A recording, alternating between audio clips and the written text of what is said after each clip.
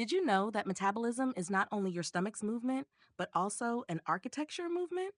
Similar to the international style in the West, metabolic architecture was a response by Japanese architects in the 1960s to the destruction caused by World War II. Metabolism was an organic concept for imagining the regeneration of Japanese culture after the destructions and severe environmental devastations of fire bombings and two atomic blasts. The metabolic movement became prominent when it was introduced by a group of architects in the 1960 World Design Conference, which was held in Japan. One of these architects was Kisho Kurokawa. Born in Osaka in 1934, Kisho Kurokawa was a leading architect within the metabolic movement, having contributed to writing the movement's manifesto, Metabolism 1960, The Proposals for New Urbanism.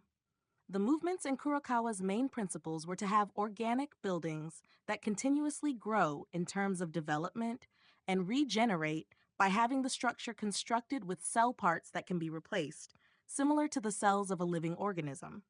As they focused on the urban landscape, metabolic architecture was also often composed of megastructures with a structural core, similar to a spine, as it was essential to reflect on the nature of urban structures that would permit growth and change. Kurokawa explained the reasoning behind these principles, stating, "The astonishing plurality of life stands in sharp contrast to concepts of the machine age, such as homogeneity and universality. As a result of the combination of individual cells and the genetic information transmitted by the spiral configurations of DNA, each individual life is unique."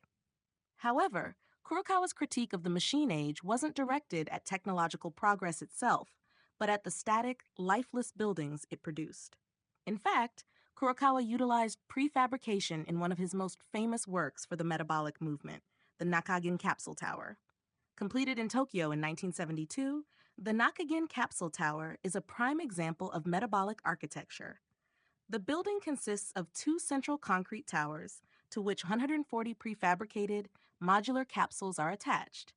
Each capsule, designed as a micro-hotel space, was meant to be lived in temporarily by businessmen briefly visiting Tokyo. Kurokawa explained that the reason for building the tower was because the number of homes there has rapidly decreased as large numbers of people move to outlying areas.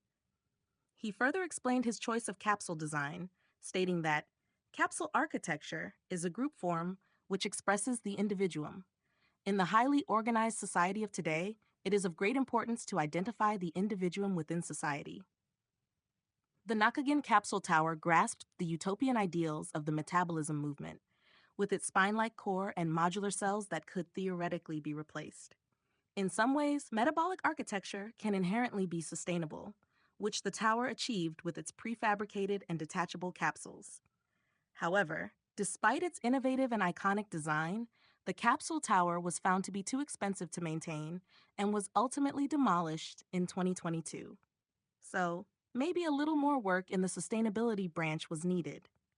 Though it never fully achieved Kurokawa's vision of interchangeable, regenerative architecture, the Nakagin Capsule Tower remains a powerful statement on how cities could embrace flexibility and modularity in response to rapid urban growth.